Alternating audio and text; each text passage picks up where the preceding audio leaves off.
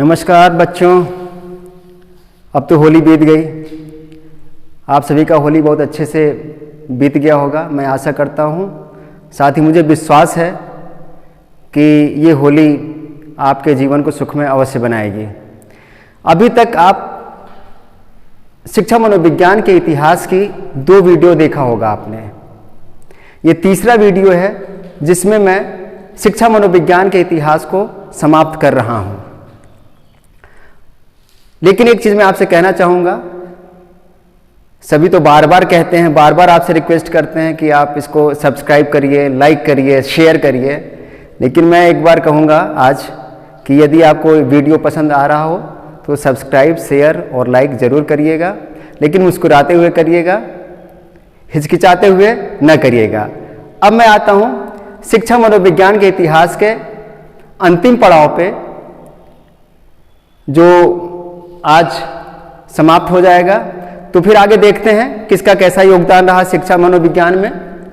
तो E.L. Thorndike आते हैं, जिनका नाम आपने सुना होगा, चाहे वो बीएड किए हों, चाहे बीटीसी जो आज डीएलएड के नाम से जाना जाता है, एवं मनोविज्ञान पढ़ने वाले सभी बच्चे थॉर्नडाइक का नाम सुने होंगे। तो E.L. थॉर्नडाइक 1874 से 1949। मैं आपको बताना चाहूँगा कि E.L. थॉर्नडाइक का जो पूरा नाम है वो है एडवर्ड ली थॉर्नडाइक। कभी कभी पूछ सकता है। तो E.L. थॉर्नडाइक, जिन्हें हम एडवर्ड ली थॉर्नडाइक के नाम से जानते हैं, इन्होंने इसके बाद कहा कि सीखने के लिए उद्दीपक अनुक्रिया संबंध महत्वपूर्ण होती है। थॉर्नडाइक ने क्या कहा कि सीखने के लिए उद्दीपक अनुक्रिया संबंध बहुत ही महत्वपूर्ण होती है। उद्दीपक अनुक्रिया संबंध, स्टिमुलस रिस्पॉन्स कनेक्शन। अब इन्होंने आगे जो योगदान दिया है शिक्षा मनोविज्ञान में, उसके तहत इन्होंने कहा है कि सीखने के साधनात्मक अनुबंधन का सिद्धांत का प्रतिपादन किया। कौन सा सिद्धांत? साधनात्मक अनुबंध का सिद्धांत, थ्योरी ऑफ इंस्ट्रूमेंटल कंडीशनिंग का प्रतिपादन किया, जिसे प्रभाव नियम सिद्धांत, लॉ ऑफ इफेक्ट थ्योरी भी कहते हैं। अब आगे 1914 में थॉर्नडाइक ने ही अपनी पुस्तक शिक्षा मनोविज्ञान, एजुकेशनल साइकोलॉजी का प्रकाशन किया, और 1920 में CAVD इंटेलिजेंस टेस्ट का निर्माण किया। तो यह शिक्षा में मनोविज्ञान में E.L. थॉर्नडाइक का योगदान रहा है। इसके बाद वैसे तो योगदान इनका काफ़ी रहा है, लेकिन चूंकि ये मैं हिस्ट्री पढ़ा रहा हूँ इसलिए आपको शॉर्ट में मैं बता दे रहा हूँ। अब आगे आते हैं। अब देखिए, यहाँ से हमारे भारतीय संदर्भ में जो मनोविज्ञान की कैसे स्थापना हुई, कैसे विकास हुआ, वो आ जाता है। तो 1916 में कलकत्ता विश्वविद्यालय में मनोविज्ञान का प्रथम विभाग खुला, यानी पहला साइकोलॉजी डिपार्टमेंट कलकत्ता यूनिवर्सिटी में 1916 में ओपन हुआ। अब 1920 आता है। 1920 में जर्मनी में गेस्टाल्ट मनोविज्ञान का उदय हुआ। गेस्टाल्ट साइकोलॉजी का नाम सुने होंगे, कोफका, वर्दाइमर वगैरह इसमें आते हैं। तो 1920 में जर्मनी में गेस्टाल्ट मनोविज्ञान का उदय हुआ। आगे आते हैं 1922 में। 1922 में क्या हुआ है? 1922 में मनोविज्ञान को इंडियन साइंस कांग्रेस एसोसिएशन में शामिल किया गया। क्या हुआ कि जो मनोविज्ञान है, जो साइकोलॉजी है, उसको इंडियन साइंस कांग्रेस एसोसिएशन में शामिल किया गया 1922 में। अब आगे आते हैं, इसका विकास देखते हैं शिक्षा मनोविज्ञान का। तो 1924 में भारतीय मनोवैज्ञानिक एसोसिएशन की स्थापना हुई। 1922 में क्या हुआ? 1924 में क्या हुआ? भारतीय मनोवैज्ञानिक एसोसिएशन की स्थापना हुई। आगे फिर 1924 में ही जेबी वॉटसन ने व्यवहारवाद पुस्तक लिखी, और इसी व्यवहारवाद पुस्तक से व्यवहारवाद, बिहेवियरिस्टिक की नींव पड़ी। बिहेवियरिस्टिक व्यवहारवाद की जो नींव पड़ी है वो जेबी वॉटसन के व्यवहारवाद पुस्तक के प्रकाशन के बाद पड़ी 1924 में। अब आता है आगे 1928, 1928 में एन सेनगुप्ता एवं राधा कमल मुखर्जी ने सामाजिक मनोविज्ञान की प्रथम पुस्तक, यहाँ पे सोशल साइकोलॉजी है, हम शिक्षा मनोविज्ञान पढ़ रहे हैं लेकिन हिस्ट्री में ये एक बीच में आया हुआ है इसलिए मैंने इसको मेंशन कर दिया। तो एनएन सेन गुप्ता एवं राधा कमल मुखर्जी ने सामाजिक मनोविज्ञान सोशल साइकोलॉजी की प्रथम पुस्तक जिसे कहते हैं लंदन एलन और अनविन का प्रकाशन किया। और फिर 1949 में defence science organisation of India, इसे ध्यान से सुनिएगा, 1949 में आगे बढ़ते हुए 1949 में defence science organisation of India में मनोवैज्ञानिक शोध खंड की स्थापना किया गया, यानी साइकोलॉजिकल रिसर्च खंड की स्थापना किया गया 1949 में, कि यहाँ पे defence science organisation of India में। अब मैं आगे आपको बताना चाहूंगा कि बीएफ स्किनर 1904-1990 ने, बीएफ स्किनर का भी नाम आपने सुना है, शिक्षा मनोविज्ञान में इनका बहुत ही बड़ा योगदान है, आप सभी जानते हैं, ने 1950 में कार्यक्रमित अधिगम प्रोग्राम्ड लर्निंग का भी नाम आपने सुना है। तो इन्होंने क्या किया, 1950 में कार्यक्रमित अधिगम प्रोग्राम्ड लर्निंग के संप्रत्यय कंसेप्ट को विस्तृत किया और बड़ा कर दिया। उसके बाद 1953 में स्किनर ने साइंस एंड ह्यूमन बिहेवियर का प्रकाशन किया, ये उनकी पुस्तक है, कौन सी, साइंस एंड ह्यूमन बिहेवियर।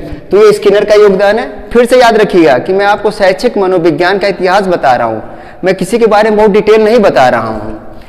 आगे 1954 में अब्राहम मैस्लो, मैस्लो का भी नाम आपने सुना होगा, अब्राहम मैस्लो ने मोटिवेशन एंड पर्सनालिटी प्रकाशित की, ये भी मैस्लो की पुस्तक है, मोटिवेशन एंड पर्सनालिटी, अभिप्रेरणा एवं व्यक्तित्व का प्रकाशन किया। 1954, देखिए 1954 में इलाहाबाद में मनोविज्ञान शाला की स्थापना हुई।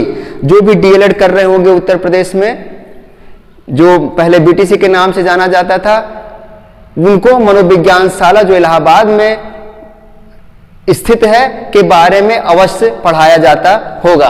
तो याद रखिएगा कि इलाहाबाद में मनोविज्ञान शाला की स्थापना 1954 में किया गया। अब आ जाते हैं जीन पियाजे, बहुत ही इंपॉर्टेंट है ये। जीन पियाजे 1896-1980 में बुद्धि के संज्ञानात्मक विकास के सिद्धांत थ्योरी ऑफ कॉग्निटिव डेवलपमेंट का प्रकाशन किया। आप इनके कॉग्निटिव थ्योरी को जरूर पढ़े होंगे, बहुत ही इंपॉर्टेंट ये चैप्टर होता है, जिसमें इन्होंने बुद्धि के संज्ञानात्मक विकास की बात किया है कि बुद्धि का किन स्टेजों में किस तरीके से विकास होता है। इसके बाद जेरोम ब्रूनर आते हैं। जेरोम ब्रूनर ने द प्रोसेस ऑफ एजुकेशन पुस्तक लिखी। कौन सी पुस्तक? The process of education. इसके साथ ही इनका जो योगदान है वो है कि इन्होंने अन्वेषण अधिगम डिस्कवरी लर्निंग संप्रत्यय का प्रतिपादन किया। किस संप्रत्यय का? अन्वेषण अधिगम, डिस्कवरी लर्निंग का। इसके बाद इन्होंने माकोस, एक शब्द है देखिए माकोस, MACOS, जिसे हम man a course of study, माकोस man a course of study जैसा शैक्षिक कार्यक्रम बनाया। ये माकोस एक शैक्षिक कार्यक्रम है जिसको कि हम man a course of study के नाम से जानते हैं, जिसका ये जो शैक्षिक कार्यक्रम है उसको जेरोम ब्रूनर ने बनाया था। बहुत ही देखिए, इसको याद रखिएगा जरूर, माकोस पूछ सकता है किसी परीक्षा में आपके, तो एक बार फिर से सुन लीजिए। माकोस, जिसे हम man a course of study के नाम से जानते हैं, यह एक शैक्षिक कार्यक्रम है जिसको कि ब्रूनर ने बनाया था। अब आते हैं बेंजामिन ब्लूम, 1913 से 1999। इन्होंने छात्रों के संज्ञानात्मक कौशल, कॉग्निटिव स्किल्स के विकास पर बल दिया। इसके साथ ही एक वर्ग की टेक्सोनॉमी विकसित किया और साथ ही इन्होंने शैक्षिक क्षेत्र के 3 उद्देश्य बताए। ये भी आप पढ़ते होंगे।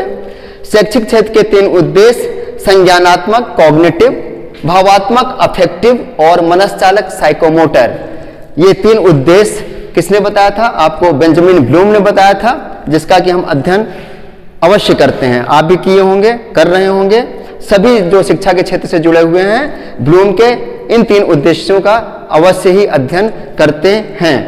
अब आते हैं अंत में एन गेग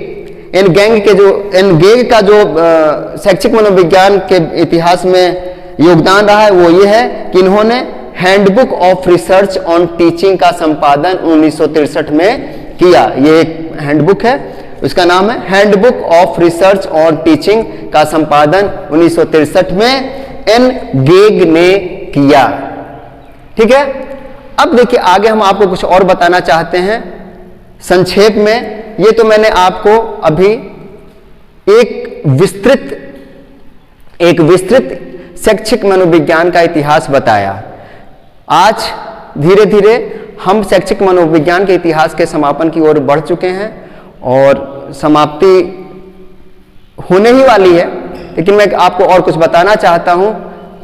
इसके बाद कुछ और चीजें हैं जो मैं आपके सामने। इस प्रकार से बच्चों शैक्षिक मनोविज्ञान का इतिहास समाप्त हुआ, लेकिन मैं आपको एक चीज बताना चाहता हूं कि वर्तमान समय में शैक्षिक मनोविज्ञान में व्यवहार परक उपागम, बिहेवियरल अप्रोच तथा संज्ञानात्मक उपागम, कॉग्निटिव अप्रोच दोनों ही के नियमों एवं सिद्धांतों का बहुत अधिक उपयोग किया जा रहा है। साथ ही शिक्षा मनोवैज्ञानिकों द्वारा छात्रों के समाज संवेगात्मक पहलुओं, सोशल इमोशनल एस्पेक्ट पर भी काफी बल डाला जाने लगा है। तो मैं आपको बताना चाहता हूं कि वर्तमान समय में जब आज शिक्षा छात्र केंद्रित शिक्षा है, तो इसी को ध्यान में रखते हुए व्यवहार परक उपागम, संज्ञानात्मक उपागम एवं समाज संवेगात्मक पहलुओं, सोशियो इमोशनल एस्पेक्ट्स का अधिक से अधिक इस्तेमाल आज शिक्षा मनोविज्ञान में किया जाने लगा है। मैं यहाँ पे आज शिक्षा मनोविज्ञान के इतिहास को समाप्त करता हूँ।